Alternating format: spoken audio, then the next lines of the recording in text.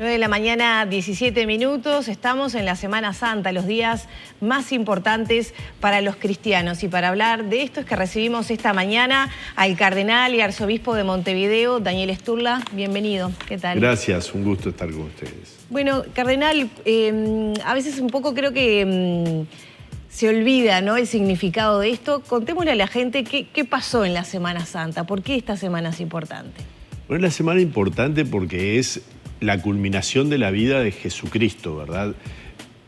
En Navidad celebramos su nacimiento, fantástico. Él luego tiene su vida pública y en esta semana recordamos cuando Él llega a Jerusalén después de un largo recorrido y en la semana celebra la Pascua con sus discípulos, la Pascua judía, el Pesaj.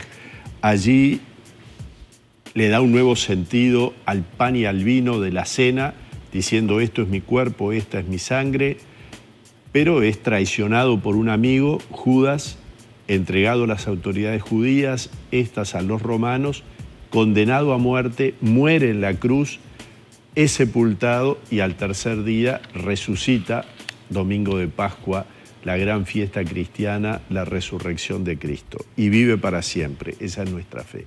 Bueno, y por estos días hay diversas actividades que realiza la Actividad Católica, sobre todo esa recorrida por las 7 iglesias, que también de alguna manera, ¿no?, está comenzando por estas horas aquí en Montevideo. Exacto, en la mañana del Viernes Santo es típica esa manifestación de fe que varias parroquias la hacen. Aquí en el centro hay una que arrancó ahora a las 9 de la iglesia de San Francisco del Puerto y que recorre las iglesias del centro hasta llegar al cordón. Es una de las manifestaciones. En la tarde serán los Vía Crucis. El más famoso es el del Cerro de Montevideo, desde Carlos María Ramírez y Grecia hasta la Fortaleza, pero todas las parroquias hacen y celebran los Vía Crucis, o sea, el camino de la cruz de Jesús desde su condena a muerte hasta la sepultura. En un estado donde tenemos muy arraigada la laicidad, ¿qué significado tiene más allá de lo religioso lo que pasó esta semana, pensar en el Vía Crucis, pensar en el Domingo de Pascuas? Bueno, pertenecemos a un mundo que está marcado, lo decía el expresidente Sanguinetti, por la cultura judeo-cristiana y greco-latina. Entonces, parte de nuestra cultura, más allá de creyentes o no, es considerar lo que significó para el mundo la presencia de Jesucristo. De hecho, nosotros contamos los años a partir de su nacimiento, antes de Cristo, después de Cristo. Es decir, la figura de Jesucristo marca un antes y un después en la historia de la humanidad. Y el significado profundo es descubrir que ha habido un hombre que nos amó hasta el fin, hasta entregar la vida. Y es la muerte del inocente, del que no ha hecho nada y sufre sin tener una culpa y es enviado a la muerte, al patíbulo, a la cruz, que era la peor de las muertes que habían inventado los romanos como para hacer sufrir mucho al condenado. O sea que aún el no creyente descubre, me parece a mí, en la figura de Cristo, una figura humana estupenda de alguien que dio su vida por sus hermanos y que predicó el amor y la paz. Y para los que somos creyentes es el Salvador, es decir, el que es capaz de renovar nuestra vida, perdonar nuestros pecados y abrirnos la vida eterna. ¿Se ha vaciado de contenido todo esto? Un poco pensando en los huevos de Pascua, conejos de chocolate, más allá del concepto de los creyentes, ¿no? Un poco apuntando a lo que usted mencionaba. Bueno, el hecho de que haya huevos de Pascua me encanta, porque qué ricos que son además, aunque ahora se cuesta encontrarlos con florcitas, pero parte de la vida cristiana es unir lo humano y lo divino. Y entonces se celebra siempre con una lindo almuerzo, la rosca de Pascua, el huevo de Pascua, es parte de la fiesta y la fiesta es algo que toca lo humano. Siempre las celebraciones grandes católicas han estado unidos misa y mesa. Así que eso, bendito sea Dios que existan y ojalá que sigan siendo muy ricos los huevos de Pascua. Bueno, el próximo domingo además hay una celebración especial en la catedral, a las 11 de la mañana va a ser. A las 11 de la mañana la misa pascual, va a estar también el coro de Profundi, o sea, va a ser una misa solemne y con muy buenos cantos y sin duda muy importante. La vigilia pascual el sábado de noche en todas las parroquias de Montevideo, sin duda también es importantísimo. Ahí suele haber también adultos que reciben el bautismo y la iniciación cristiana, es decir, el bautismo, la confirmación y la primera comunión. Sobre eso quería consultarle en base a lo que le mencionaba recién Lore, el Estado laico como es el uruguayo. Por estas fechas se acerca un poco más, tal vez a esa persona que no era creyente y quiere acercarse un poco más a la Iglesia Católica, lo cautiva un poco más todo esto que ve, ¿no? En las calles de Montevideo, un tanto vacías, pero con cosas que terminan resultando hasta espectaculares de ver, ¿no? Sí, yo creo que siempre hay personas que están alejadas y que sienten en estos días como una convocatoria, como una llamada interior a acercarse. Es típico el Viernes Santo en los confesionarios que siempre aparece alguna persona que hacía muchos años que estaba alejada y que siente el impulso de la fe. Confiemos que también en este Viernes Santo sean muchos los que lo experimenten y se acerquen. Y en otros que quedan lejos, pero con cierto respeto, digamos así, hacia lo que es la celebración, sobre todo hoy el Viernes Santo. Hay como un sentido de respeto a la figura de Jesús, a su muerte en la cruz. ¿Se ha alejado la gente de la Iglesia Católica en este último tiempo?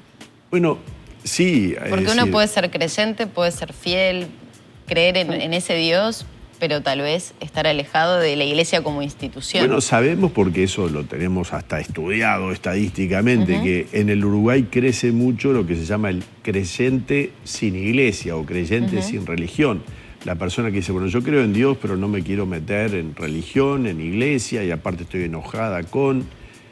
Sí, obviamente que uno lo siente, lo lamenta, porque de algún modo eso tiene una macana, que es que uno se va haciendo su propia religión, digamos así.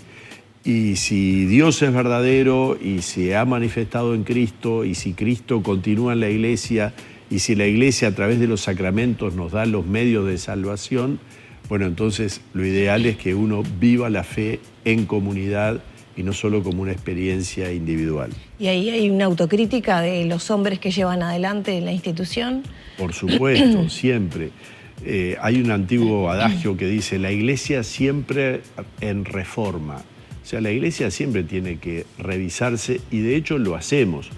Después tratamos de llegar a todos, pero bueno, sabemos que la realidad es a veces muy dura y que también hay mucha, digamos así, defectos de la iglesia, pero también hay como un poner sobre el tapete el árbol que cae y no el bosque que crece. Eso lo podemos ver en realidades de iglesia que a veces son desconocidas, que hacen mucho bien, pero que no se tienen en cuenta, y si hay algo que ha habido una falla, eso resalta. Yo anoche estuve en La Facenda de la Esperanza, una obra para chicos adictos de la Iglesia Católica, celebré la misa de Jueves Santo con ellos. Es una obra fantástica y de repente no se conoce, como puede ser los cotolengos o como pueden ser las actividades que se hacen en tantos clubes del niño y CAIF que atiende la iglesia en los barrios de Montevideo, en todos los barrios, pero sobre todo en aquellos más vulnerables. En las últimas horas se dio a conocer esta información que llega de Estados Unidos del abuso de más de 150 integrantes de la Iglesia Católica en Maryland, en Estados Unidos, a 600 niños en un lapso entre los años 40 y principios de los 2000. ¿Esto genera, en definitiva, que se termine generalizando a la Iglesia Católica como se la señale como este tipo de abusos que se realizan allí dentro?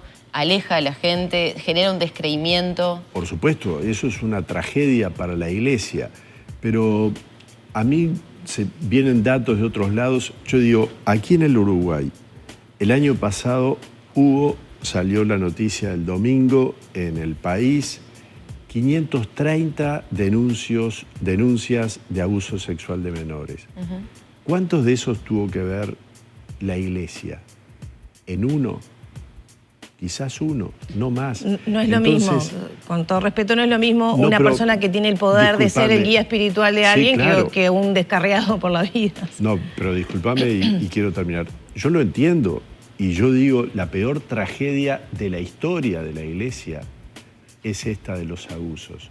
Pero tenemos que ser realistas porque si no, muy fácilmente también nosotros descargamos en una institución como las culpas cuando es un drama social.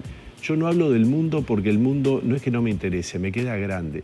Yo hablo de la realidad del Uruguay. En el Uruguay tenemos un drama social que es el abuso sexual de menores. No carguemos las tintas solamente en la Iglesia porque nos estamos perdiendo algo muy importante que tenemos que atender como sociedad uruguaya.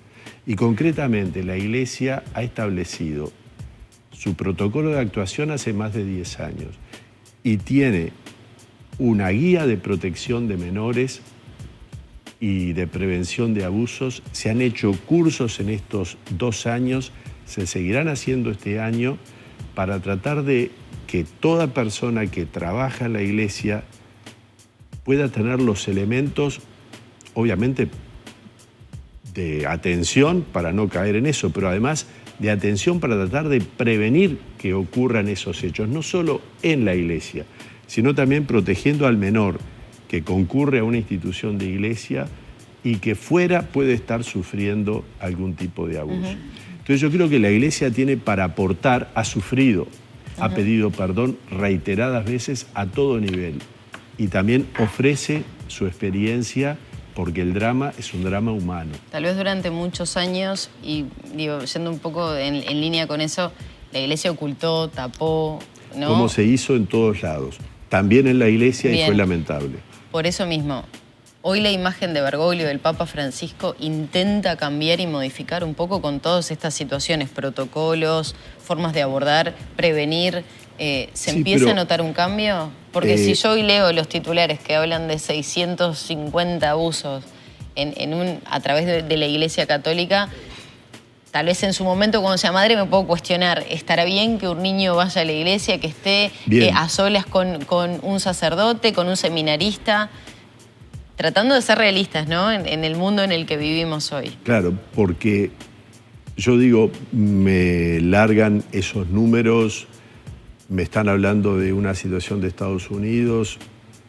Yo digo, aterricemos en nuestra realidad que la conozco bien. Entonces ahí puedo responder. Ahora, entiendo que la situación de afrontar el tema de los abusos con realismo no es un tema del Papa Bergoglio, porque ya lo había hecho Benedicto con mucha fuerza y de hecho, yo digo, hace 20 años que la Iglesia sabe cómo actuar. Cuando son casos anteriores, obviamente esos casos anteriores, la Iglesia actuó mal, sí.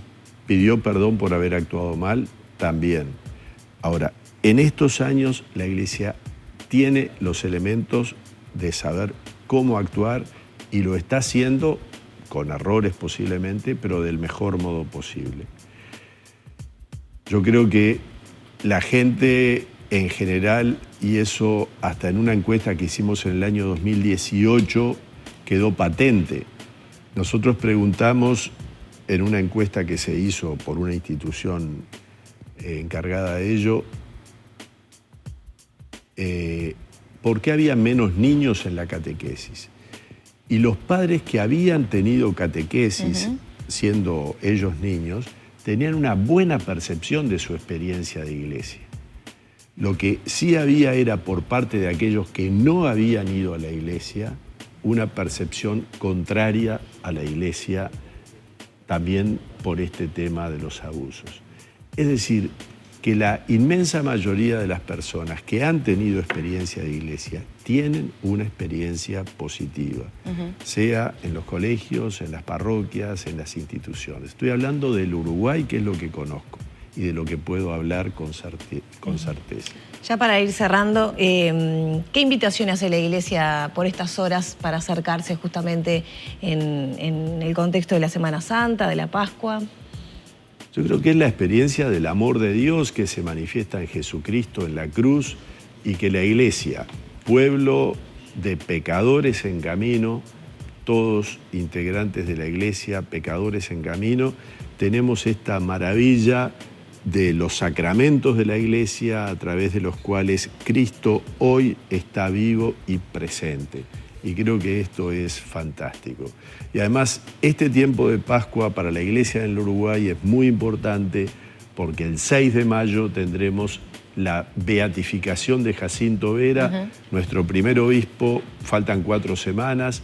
Nos estamos preparando para eso con muchas ganas, con mucho entusiasmo, y creo que va a ser un signo positivo de lo que es la santidad en la iglesia, pueblo de pecadores, pero que también tiene hombres, mujeres, niños, niñas, adolescentes y jóvenes santos que testimonian la verdad del Evangelio. Sturla, mucho se ha hablado del Papa por estos días, su estado de salud, en su momento el vínculo que tenía con nuestro país, sobre todo por la cercanía. ¿Existe la posibilidad que llegue a estas regiones? También él creo que explícitamente lo ha dicho, que no quiere coincidir con procesos electorales para no incidir y que no se pueda hacer ningún tipo de señalamiento. ¿En qué situación se está? Porque hay muchos fieles que seguramente quieren verlo a Bergoglio. Sí, yo creo que, o sea, el Papa viene a Uruguay si puede ir a Argentina, eso es clarísimo, y lo ha unido así, el viaje a Argentina-Uruguay. Yo creo que depende mucho de la situación argentina, yo creo que la posibilidad estaría inmediatamente después de las elecciones argentinas, pero eso pienso yo. El Papa quiere ser factor de paz, sabemos que la Argentina es una sociedad muy dividida, entonces él tiene que evaluar, y seguramente lo haga, esa situación para venir y ser un elemento de paz para una sociedad.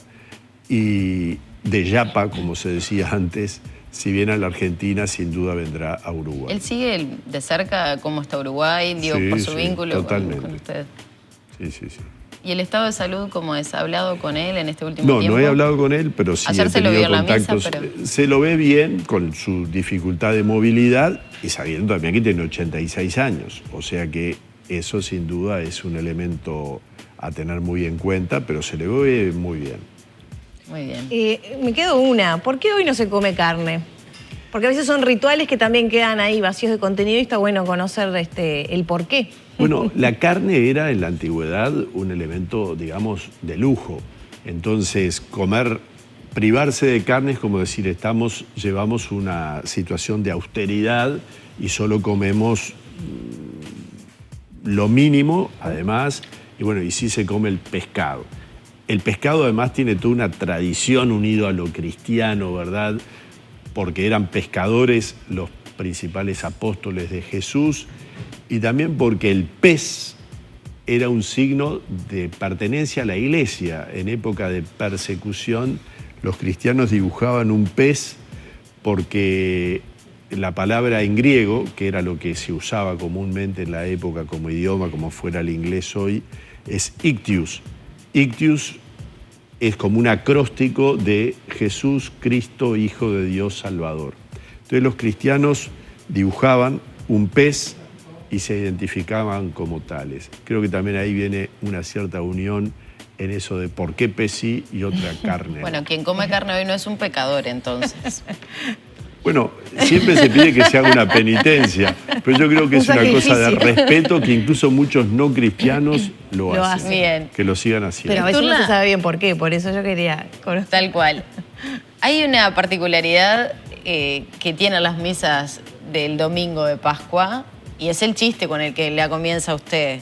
Siempre empiezo con un chiste. Todavía no tengo el chiste elegido para este todavía domingo. No lo había pensado. No, pero es la peor preocupación que tengo en este momento a partir de la celebración de hoy, es pensar el chiste, porque tiene que ser un chiste que no puede ofender a nadie, que tiene que... No, que estamos en momento que todo lo que diga usted va a ser usado en su contra. Por eso lo estoy pensando. Tengo algunos por ahí, pero tengo que ver cuál hago.